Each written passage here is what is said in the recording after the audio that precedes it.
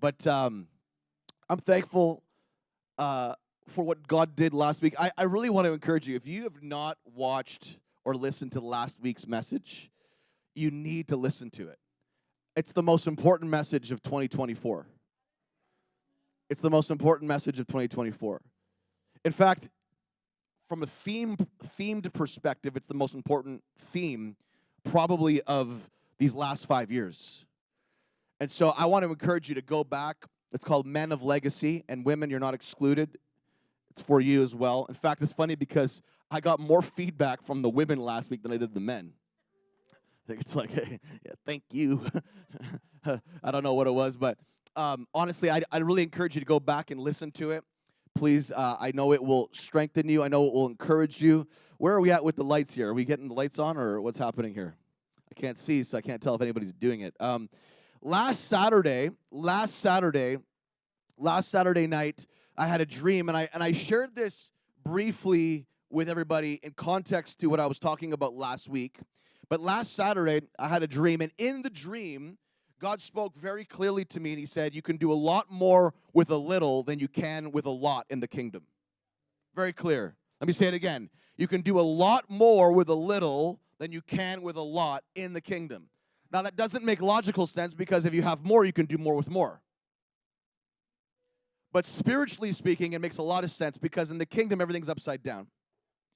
In other words, God can do a lot more with your 90% than he can your 100%, which I believe is one of the reasons why he wants us to trust him with our first 10% as a baseline, because he wants to teach us that he can do a lot more with your 90, he can do more with less than a lot.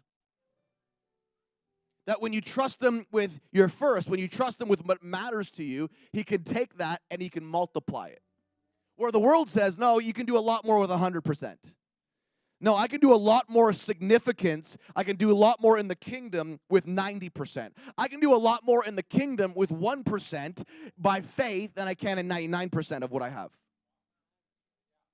Because when you follow God's plan and his order for your life, the things that you will do will not make sense to the mind, but they make sense to him, because he's called you to do it. To keep in step with God is to follow traction, to follow his traction, and do the things that he's called you to do, despite how it feels, despite how it may make you think, despite how awkward and weird and heavy it may feel at times, because it doesn't make sense to do this thing and it feels foolish. Those are the things that often break us through the most. Are you here this morning? So you can do a lot more with a little than you can a lot. And I want this to really hit us this morning. I wrestled with this all week, this message, all the way until last night, probably till 9 o'clock last night. And God, I felt like this was the word for this morning. This is the word within your time, for your relationships, for your careers, with your money. And the list goes on. Anything that you have that you can offer God, he can do a lot more with a little bit of it than he can a lot when you trust him with it. Someone asked me this week, how does one manage everything? How does one manage, you have family, you have kids, you have businesses, you have all kinds of stuff going on, and how do you kind of manage everything? Health, there's so many things. How many know there's so many things to manage in life? You just never feel like you're done. If you're like me, you never feel like you're caught up. You always feel like you're behind, especially in the month of June for me. I way overcommitted myself. You always feel like you're kind of one step behind. It feels like sometimes it's really hard to manage life. I believe this, that the answer to that question of how you manage everything is a supernatural answer. And it's when you trust God with what really matters, he will multiply your time, so you can manage everything. I've always said this, and I believe it with all my heart. You never burn out because of what you do. You burn out because of what you stop doing. There are a lot of people in life that have a lot more on their plate than you do, and somehow they don't burn out. Why? Because they have the systems in place in their life. They have certain values in place in their life to undergird and support the craziness that they have to manage in life. As soon as they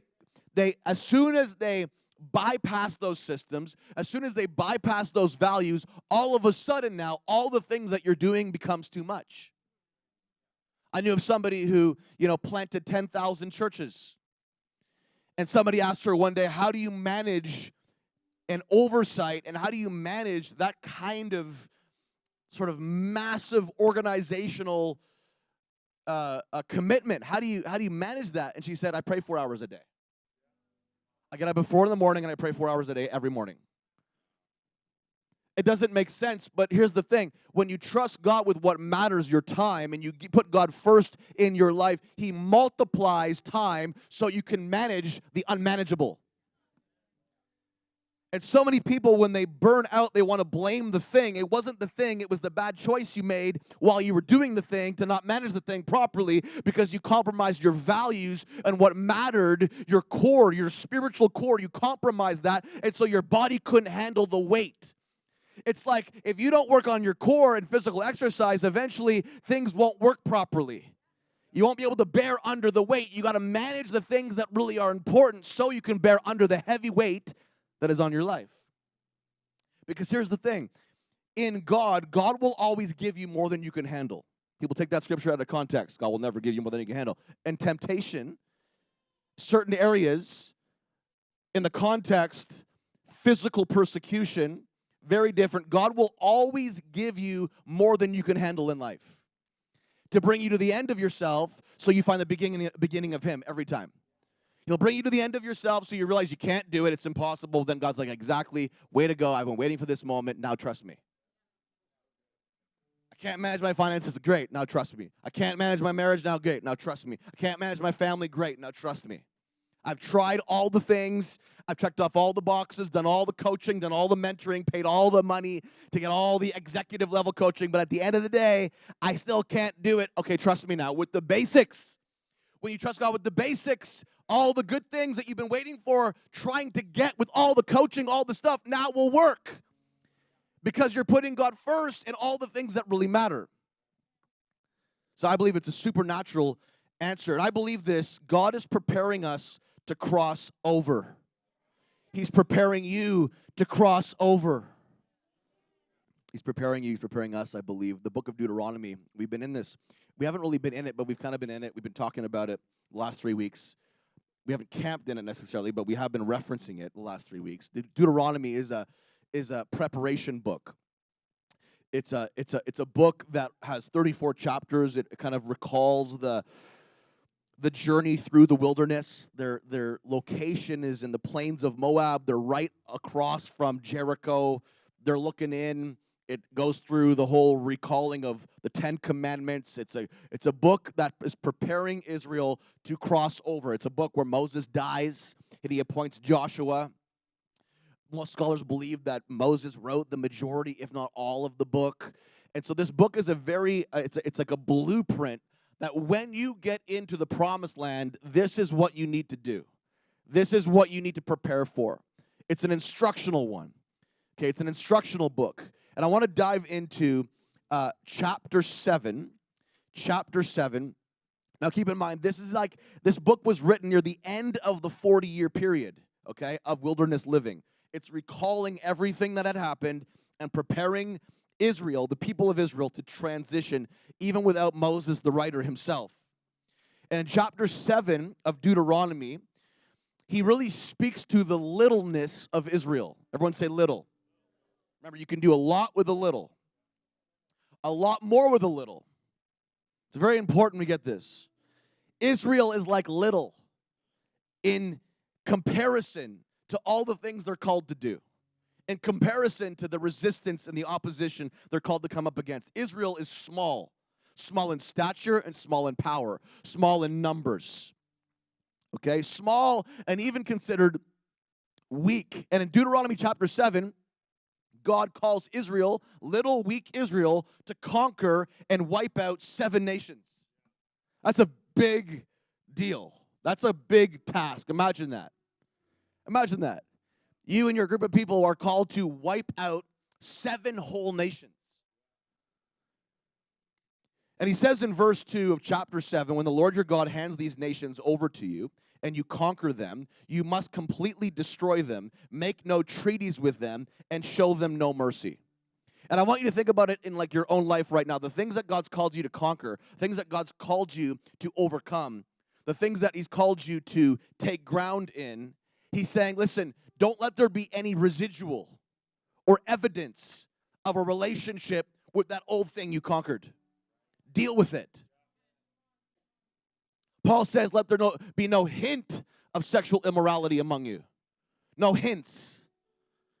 When Jezebel was taken out and the dogs ate her flesh, Jezebel representing idolatry, witchcraft, sexual immorality, when she was taken out and the dogs ate her flesh, all that was left was really a few bones. There was no hint. The dogs literally licked the flesh off of her bones. When God deals with something in your life, he wants it to be totally gone.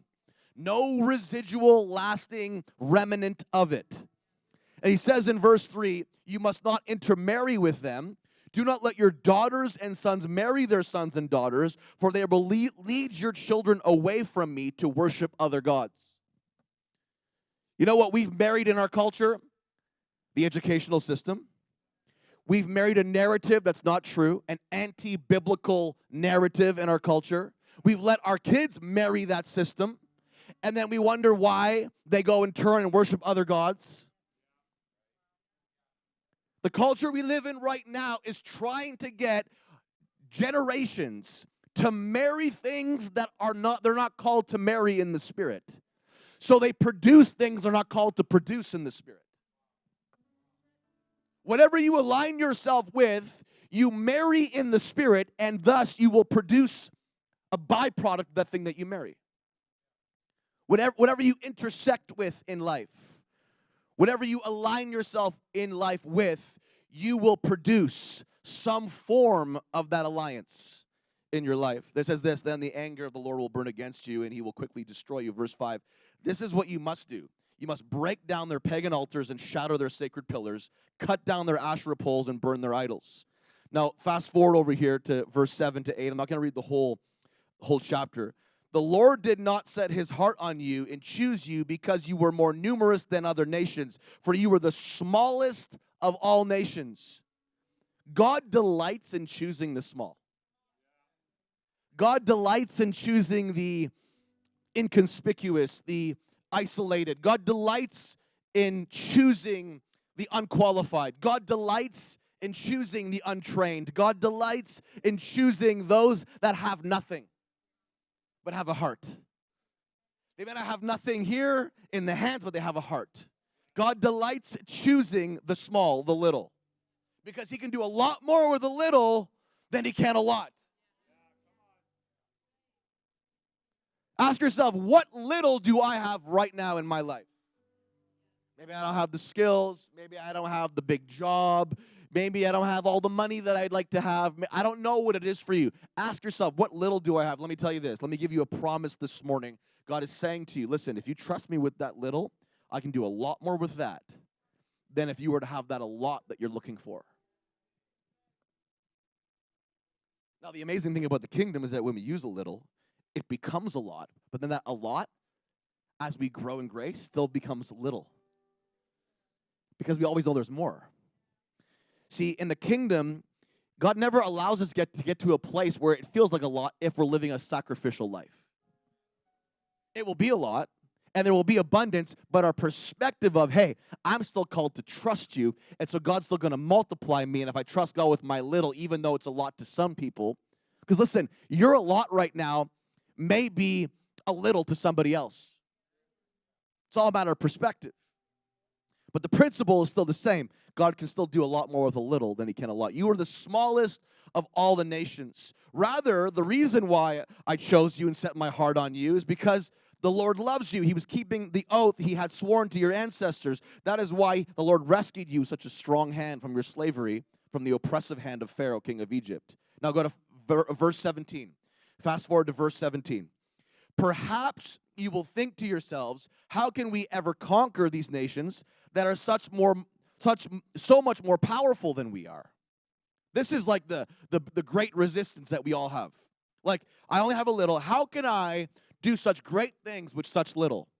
How can I conquer such hard things in life with such little? How can I pay my bills that I have to pay, the debts I have to pay, my commitments, fulfill my commitments with such little? How do I do that? It doesn't make sense. And this was the question: how can we ever conquer these nations that are so much more powerful than we are? In verse 18, don't be afraid of them. Just remember. Everyone say, just remember. Let me tell you a key if you want to learn how to conquer a lot with a little. Remember the things that he has done in your life. He said, just remember. Just remember. Remember that time 20 years ago I did that thing. You thought I couldn't do it. You didn't have enough. And now you're at the same juncture again. It may look different. Life may feel different. It might be a lot bigger, your life now. But you're at the same juncture. You're still struggling. You're wondering how you're going to be able to do this and do that. Remember what he did 20 years ago. Remember. This is one of the most important elements, or one of the most important virtues, I would say, that we need to live by as kingdom people, is be in a place of remembering. What did Jesus do at the Last Supper? He introduced the Last Supper by saying, do this in remembrance of me. When you remember, you bring everything that he's done, everything that he is, back to the forefront of your mind, and you align yourself with his truth to unlock the miracle or whatever it is that you need in the moment. Remembering is one of the greatest things that you can do when you're discouraged. You're doubting, your unbelief, you're like, you don't know how you're going to do it, you don't know how you're going to make it, you don't know how, and you just remember every other time that God has helped you make it through. You remember, and all of a sudden, it's like a defibrillator on your spirit. You're alive again. If God did it then, he can do it today. He's the same yesterday, today, and forever. He doesn't change. Although his methods change, he in his nature does not change. And who is he in his nature? He's faithful. He's faithful. He's consistent. He's inconsistently consistent. Inconsistent in the methods he chooses to use to provide for you, but he's consistent in providing for you. He is always faithful. He says, just remember what the Lord your God did to Pharaoh and to all the land of Egypt. Verse 19, he says it again. When you see something 3 times, pay attention. Remember the great terrors the Lord your God sent against them. You saw it all with your own eyes. And remember, again, 3rd time, the miraculous signs and wonders, and the strong hand, and the powerful arm with which he brought you out of Egypt. Like, remember, reminding them, remember when you're discouraged and when you're wondering how you're going to conquer these 7 nations. So intimidating. How are you going to win this court case? How are you going to win this battle? How are you going to win this business deal? How are you going to win in this marriage? How are you going to win? It's this massive mountain to conquer. Remember, you did it before, somehow you can do it again. Because God was working something the whole time. He ends with this: the Lord your God will use the same power against all the people you fear. Now let's just jump to 22. This is where I want to land. Then we're going to build. That's my introduction. Verse 22. Chapter 7, verse 22. The Lord your God will drive those nations out ahead of you. Listen to this. Little by little. Not all at once. Listen, I thank God for big breakthroughs. But I don't want to live in that space all the time. You know why? It's scary. When you get a big breakthrough, let me just tell you, you got a big devil to face on the other side of that breakthrough. When you go little by little, guess what? You get to grow with the breakthrough. You get to grow and go with it. Your character is readied. And that's the nature. Listen, the exception to the rule is the big breakthroughs. No one lives day to day always in the big breakthrough. You live little by little, stewarding and managing what God's given you, little breakthroughs at a time. You have the big breakthrough moments. We thank God for them. But if you live there as the exception, you're very vulnerable. That's why a lot of people, they'll break through, they'll win the lottery. Guess what happens to them? Their marriage falls apart. They go from not managing their money, winning $10 million, and they lose everything. How does that make any sense? Because we're not necessarily designed and created to live in these big breakthrough moments. By God's grace, he allows it. Listen, And I believe he wants it for you in certain areas, but if you live there, the chances are you'll be taken out. We grow little by little. Now, some people don't like that. They want the big breakthrough. They want it easy. How many want to win the lottery? Because you think it will just solve all your problems. No, it won't. More money, more problems. You heard that song, didn't you?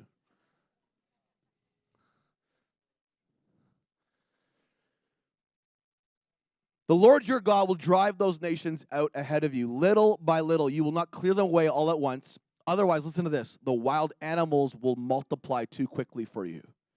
You know he said that? If I wipe out 7 nations at once and we don't do it little by little, all the wild animals will come out of hiding and feast on the flesh, and they'll multiply and overtake you. In other words, apply it to your life. If you have the breakthrough that you want to have right now, it may be God, it may not be God. If it's not God and you break through in an area, let's say maybe you weren't supposed to break through in, you're going to have a whole bunch of wild animals after you. Because you've heard the statement, new level, new devil. I'd say, yeah, it maybe. True. Theologically, new level, new resistance. The devil's not always paying attention to all of you. There's trial, there's resistance, all that kind of stuff. But new level, new devil. If I go from a level 0 to a level 10, I don't want to have 10 devils that I'm fighting when I could have had 1 or 2. You see what I'm saying? So I'm just saying, like, the kingdom life that we are all called to live in is little by little. The exception to the rules will have these big swings, but we don't always live in the swing. We have these big swings, and then we adjust, and then it's little by little. Big swing, and then we adjust little by little, like the stock market. And then some of you go through like a big crash. And come back up again, you know. We want to live like this. That's what we want to live like. I'm pastoring somebody today. Little by little is the best way to grow efficiently and effectively. Like I said, there's always exceptions to the rule, but most of us don't live and breathe within that exception every day. Proverbs chapter 13, verse 11. Let's go there quick. Wealth from get-rich-quick schemes quickly disappears. How many have experienced that one? All the Christians say yes. Wealth from get-rich-quick schemes quickly disappears, but wealth from hard work grows over what? Time. Nobody likes the time it takes to grow something. We all want the get-rich-quick, right? The culture tells us, if you just do that, hey, you're getting rich quick. I'm going to tell you, I know there are exceptions to the rule. I know a lot of guys and a lot of people. It's never happened to me, even when I've tried it in the past. It's never happened to me. But I know guys that have had that exponential shift. But this is the exception to the rule. Solomon, the wisest and richest of all the land, said, get rich quick schemes quickly disappear, but wealth grows over time. Time is where we struggle. Time is where there's tension. Time is where we learn that little by little, doing the right thing over and over and over and over and over and over and over and over and over and over. See, it's boring, right? Discipline's boring. Over and over and over. It's boring. No one likes monotony. Over and over. Come on, say it with me. Over and over and over and over but you do that over and over and over, and eventually you break through. But man, it's boring. Discipline is boring, isn't it? No? I tell people all the time, like, I hate going to the gym, but I do it 5 to 6 days a week. But I actually hate the process. I like the result, but I hate the process. I hate the tension. I'm tired. I don't want to do it. I just wish I could eat a magic pill. I just feel great. Fortunately, it's not how it works. Health is not like a lottery ticket. Something that you have to put time and work in. So what if time, let me ask you a question. What if time isn't taking forever, but you are taking forever? If wealth grows over time, what if time actually isn't taking forever? What if it's taking forever for you to get a hold of your time? What if we think, oh, it takes so long, it's so hard. But what if what's really hard is that you've not conquered you? And that you've had people around your life to help you, assist you, mentor you, you've rejected them. Community come around you, you've rejected them. Good people that love you, care for you, reject them. And it's just taking so much time. But what if it's not time, it's just you?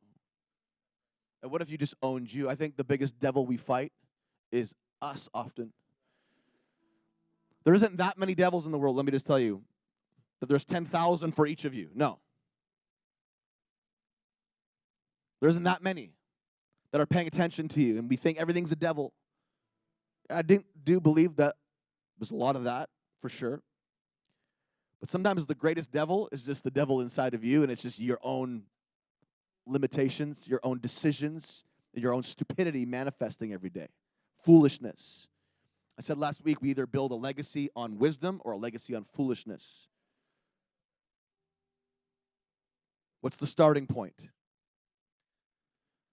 Time is important. Little by little, step by step, we create new pathways for ourselves for generations to come. I believe this. Breaking the cycles that bind us is what we are called to do. This is the goal. Proverbs 13:22. I read this. It was the premise of my whole message last week. A good man, everyone say a good man, leaves an inheritance for his children's children. A good man. You want to know what a good man is? A good man thinks about the future. Children speak of the present. Grandchildren speak of the future. A good man thinks about leaving something of significance behind for the future. A good man is future forward in his thinking. So a good man thinks of what? Longevity. This is the desire of most everybody in the room. They want longevity, right? It's unfortunate that it takes a health crisis in their life to make a change to become healthy.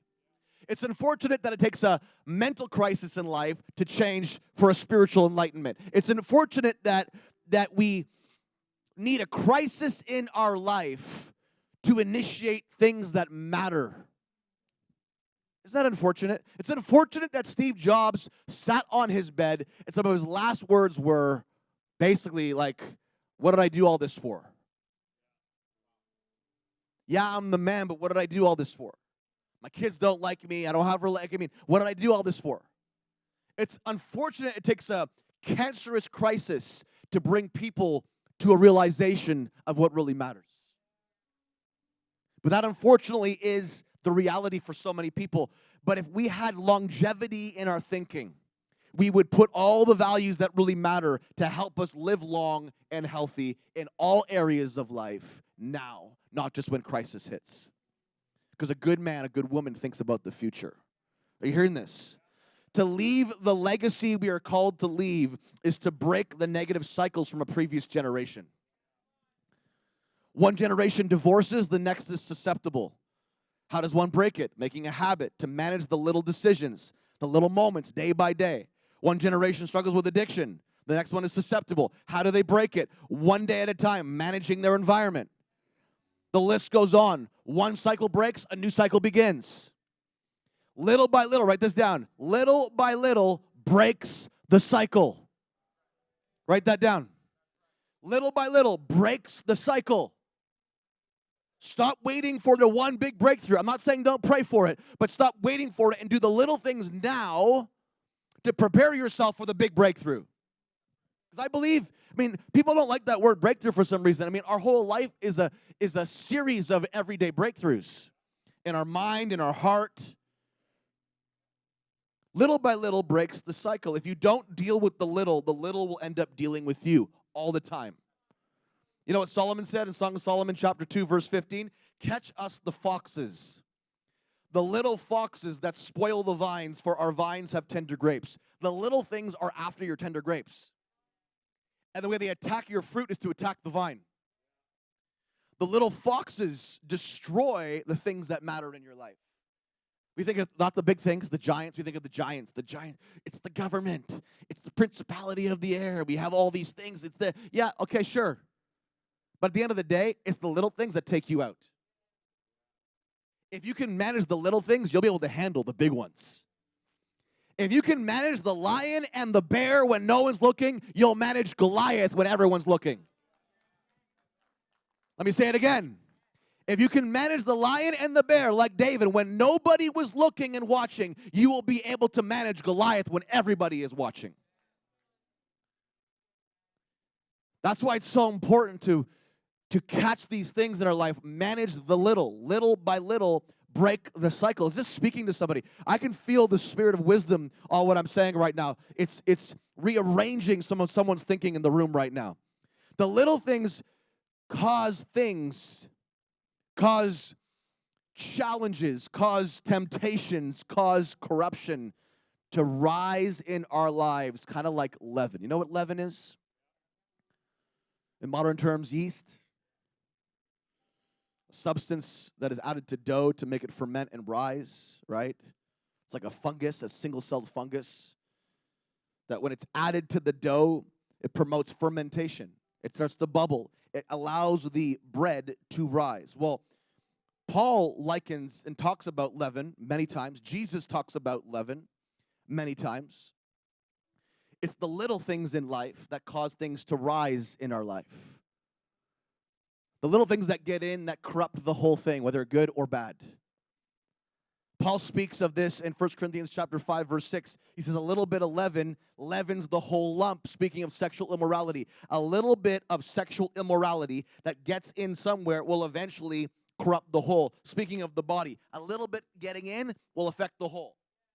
In the Corinthian church, there were actual people sleeping with their stepmothers.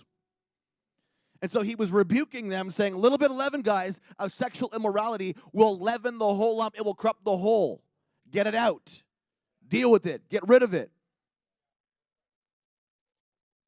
Galatians chapter 5, verse 9, he likens leaven to false teaching. The teaching of going back to the law for justification is like leaven, he says. A little bit of false teaching will corrupt all of you, the whole of you.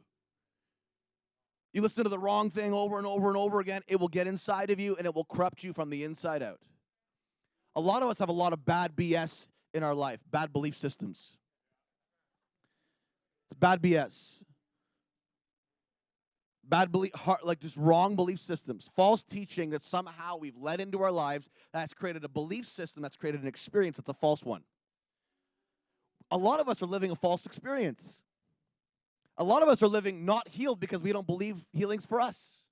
A lot of us are living a life where we just go to church and that's it, and it's don't think about God the rest of the week. And we're living a false experience because somewhere we've been taught and believed that the only thing holy in life is on a Sunday. No, let me tell you, God is omnipresent with you all the time, every day. That's why I can't stand when people pray prayers like, be with him, God. He's already here. You can't get God to be with me. He's omnipresent. He's everywhere, all around. The Bible says his eyeballs are everywhere. He's watching you in the shower. He's watching you in the bathroom. There is no place to hide from God. His big pupil eye is staring at you in your darkest of seasons and in your best of ones. How freaky is that? So to say God be with me is like, God's like, blank, blank, blank, blank, I'm here. Like, think about that picture from now on. He's with you. But for you to pray prayers like that is to believe a false belief system that he's not with you. And you got to get him to come down. He's here. He's more present than you are. And let me tell you this, he's more real than you are. Because he existed before you and will exist after you. He is the Alpha and he is the Omega. You're just in the in-between.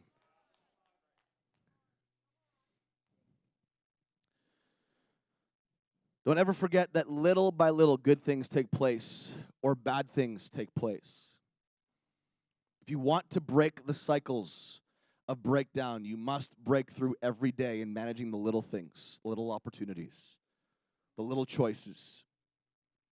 I want to see people break this stop and go thing. It's like we go, we stop. I was telling somebody not too long ago, I'm like, most people that start off really well don't end very well. I don't know if you've been watching, man, I've been devastated the last 3 months, 6 months. People that I highly esteem, highly respect, just falling off the map. Just devastated, watching these people just not making it. Like, longevity, I think, is one of the greatest things we can ask for. It's like, how do we live and make it to the end? So many people I'm seeing more and more and more in the previous generation are getting to the end of their life, and they're about to have succession, and something comes out, and it castrates their entire legacy. It tarnishes their entire legacy. Just people aren't making it. It's like, I know people are, and we celebrate those that are, but somehow the few become so magnified in our focus, we think everyone's just going to do that. But man, longevity is such a big thing, I think. Like, how do we make it to the end? Like, don't you want to make it to the end? You start off well, but you finish even better. I'd like to start off well, but finish even better. Like, better than I started, more all in than I started, more wild than I started. Like, I would love that to be said of me when I die. I know that I don't do everything right, and I know that I'm not flawless in every way, and I know that I'm not perfect, and I make mistakes, and I'm human, and I fail over and over again. But at the end of the day, I want to make sure that God looks at me and says, good job, you did everything you could with what you had. And you were better in the end than you were in the beginning. Man, that's my prayer, please. Like, that's my prayer. So how do we break the stop and go cycle? How do we stay healthy for a long time? How do we stay spiritually strong for a long time? How do we not get bitter, get religious, lose our love for God? Like, there's these questions, you guys. Like, some of you were in a season like 20 years ago, 15 years ago, you were like on fire. Now you're kind of coasting. You're just coasting on the water. You're just kind of coasting. It's like, yeah, you love God, but it's like you're like a California raisin.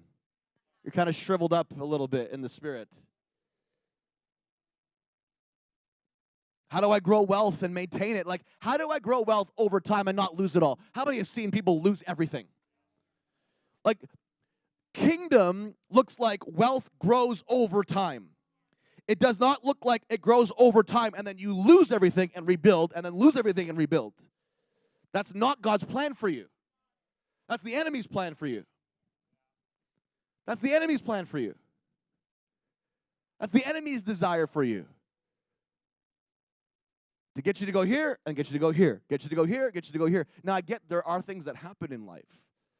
But what does it look like to grow and focus on little by little to slowly keep growing? What about in our marriage? What about in our kids, in our relationships? We want the kingdom to expand in and through our lives. Let's look at how Jesus looks at leaven. Matthew chapter 13. Can we go there? Matthew chapter 13. I'm jumping around a bit. You guys okay? Matthew chapter 13, verse 31. Jesus gave them another parable to consider. Parables are like mysteries or like truths shrouded in mystery. Parables are like a treasure map that he crumples up, throws it at you, and says, if you really want to know what it is and where the treasure is, pick it up off the ground and search it out. That's why the disciples never understood anything Jesus said. You know, the guys never understood anything Jesus said. Jesus would talk, and no one got anything. He talked to them about what's going to happen, the resurrection, and even the Last Supper, like he's going to die, going to get betrayed, and Judas kills himself, and they still don't get it. It's like, Peter, you're going to deny me 3 times by the time the rooster crows. Still doesn't get it. Like, these guys were like really like dumb. That's why he called them sheep. You know, that's why he was the shepherd, because he was leading a bunch of dumb, unqualified people, like all of us. Eh? Can I say that? We're all in that category. Yeah. But nobody got anything he ever said, and so the only people that really understood the mystery of what he would say are those that would seek him in private. So Jesus would he's talking about this whole thing, this parable, but it'd go over everybody's head, and then his crew, his ragtag crew of disciples would pick up that treasure map, be like, oh, something on that, I think. Something about that crumpled up treasure map, like something good on that. I'm going to open it up, I'm going to look at it, and I'm going to pursue you in private and ask you to explain it to me. Those are the guys that understood. Those are the guys that did get clarity after the fact. But whenever he said things the first time, people were like, it went way over their heads. John 6, Unless you eat my flesh and drink my blood, you have no part with me. Everybody was offended and walked away. And he looks at his disciples and said, are you going to walk away too? Did I not choose all of you, and one of you is even a devil? Imagine being called the devil. Oh, shoot. It's like, did I not choose all of you, and you're the devil? Anyways, nobody got that. Nobody was discerning that comment. We don't know what happened. What was the conversation like behind the scenes? Judas talking to Peter. Did you hear what he said? Am I the devil? Are you the devil? Like, who's the devil? Like, what was he saying? Like, no, we don't know what happened. But then even at the Last Supper, it's like they still didn't get it. One of you is going to betray me, and then he gets up and leaves, and still nobody really understands what's happening. It's like, it's mind-blowing how there was a cloud of confusion over the disciples like all the time. And then Jesus is resurrected like he said he was going to be, and they're walking with two disciples on the road to Emmaus, and they don't even recognize him. Like, that's how dumb everybody was. But God allows the spirit of dumb to come on us so that we don't rely on our own brilliance, our own logic. That's why he was only revealed to them in communion, and then disappears. God wants our spirit to become alive, not our mind, in the same way. Our brilliance, our logic, it makes sense. No, it doesn't make sense. The resurrection doesn't make sense. The death doesn't make sense. None of it makes sense, but my spirit gets it. So Matthew chapter 13, I'm not even in my first point yet, by the way. Man, this is rough. But that's a good sign for you guys. That means I'm like leaning in. I can just go through it. I could pull a Charles Stanley if I need to, just go through, but I'm not going to do that. Matthew chapter 13, some of you have no idea what I just said, but it's okay. Matthew chapter 13, verse 31. 13, verse 31. He gave them another parable to consider, saying, the kingdom of heaven is like a what? A really small, in fact, the smallest, the littlest of all the seeds, which a man took and sowed in his field, and all the seeds planted in the region. It is the smallest, but when it has grown, it is the largest of the garden herbs and becomes a tree, so that the birds of the air find shelter in its branches. It's the smallest, it's the littlest, but when it's put in the right environment, it's around the right alliances, it becomes the largest of every tree. Although Israel, you may be the smallest and you're called to conquer 7 nations, you may be the weakest, you may not be big in number, but when you're in the right environment, trusting me, you're in the right soil, around the right people, in the right faith context, guess what? You will conquer 7 nations little by little. Some of you just not have been in the right environment long enough. Some of you come into a good environment, and then when things go bad or hard, you leave that environment. Guys, church life, pastoral life is watching a game of ping pong. People come in, they come out. They come in, they come out. They come in, come out. I would love to see the ball just stop in front of the net and just stay there, but it never does. Watching people, and look, I watch hundreds and hundreds and hundreds of people over the years. Things are good, things are bad. Things are good, things are bad. I'm not saying that like things are always going to feel good. But what I am saying is that when you keep your values in check and you're consistent in those things and you're in the right environment, things will change in your life. But the reason why things don't change in your life permanently is because you only come in when you're in crisis. When you're not in crisis, you're in a more vulnerable place.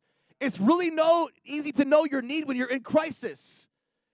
You know what you need to do. You're in crisis. You have no choice but to eat healthy. It's really hard to eat healthy when all of a sudden you feel good. Like, well, I can do a little cheat, right? I can do a little cheat. I can do a little cheat here, a little cheat here, a little cheat here. And the next thing you know, 10 years later, it's like, where did I go? You're hiding somewhere. The old version of you is hiding inside of you. No, but I'm being serious. Like, this is the reality. When you're doing well, you are the most dangerous person, and you're in the most vulnerable position.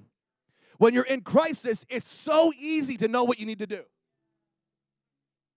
You're doing good, man. You're on the top. You're on your yacht, sipping your, bubble tea, whatever you sip, and you're like, I don't need anybody because I'm good now. And your yacht blows up, and you lose everything, and all you have left is your bubble tea. I'm going back to church. It's like, back to church. Here we go. Okay. Nothing left. It's all gone. Your yacht wouldn't have blown up if you kept your value in check, if you stayed in the right environment. Because what happens is, remember, if you break through too quickly without putting all of the things in your life to manage that breakthrough, the wild animals come out and they'll feast on your flesh. Back to the parable, verse 33. He told them another parable. The kingdom of heaven is like leaven, which a woman took and worked into 3 measures of flour until it was all leavened. This is like 50 pounds. Any bread makers in the house? 1, 3, 4, 5. My wife made sourdough bread last night, and it was very good. Very good. Very, very good. Anyone like sourdough bread? Very good. I came in the house, it smelled like alcohol. I'm like, who's drinking vodka? It's just like a smell. Like sourdough bread has this like alcoholic smell. I'm like, man, it was like in the atmosphere. I was like getting, not really, no. But it was in the atmosphere of my house. And it was, the sourdough was so good. It was so good. But here, this woman, the kingdom of heaven is likened to a woman working leaven into 3 measures of flour. 50 pounds of dough. That's a lot of bread. You can feed 300 people with that. In other words, you can do a lot with a little. She's working this little thing into something that's a lot that will feed 300 people. You could do a lot with a little. You could do a lot with a little. I'll say it again. You could do a lot with a little. We need to get this. 50 pounds of flour. It's a large amount. A little bit of leaven leavens those 3 massive pieces of dough. And I think there are things in our life that God wants to make us aware of in the negative that are leavening our lives. And He wants to show us the things we need to put into our lives to leaven our lives in this season so we can prepare to cross over into the next one. I want you to stand up with me. I didn't even get to my first point, but God bless you.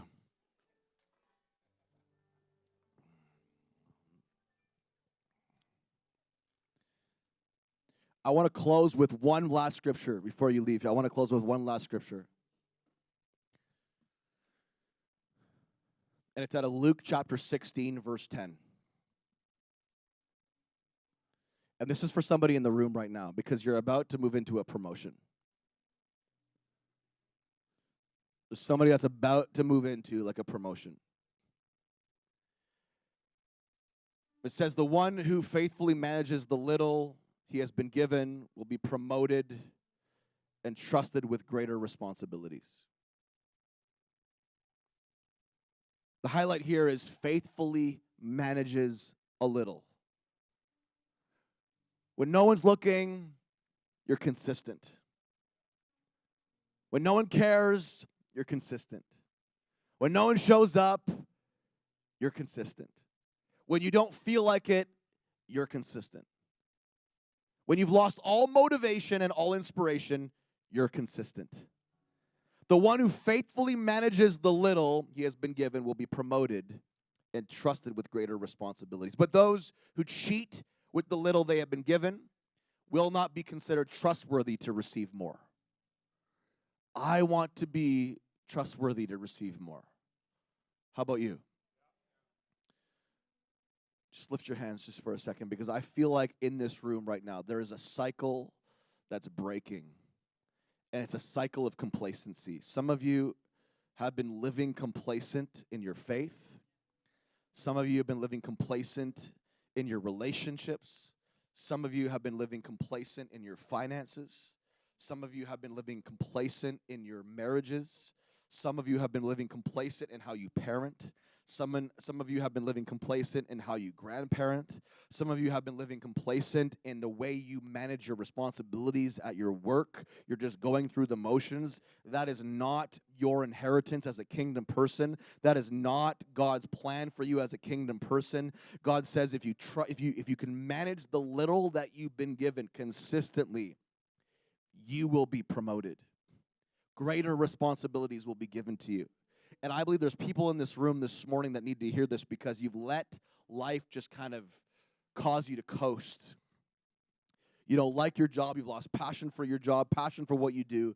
God wants to restore that this morning.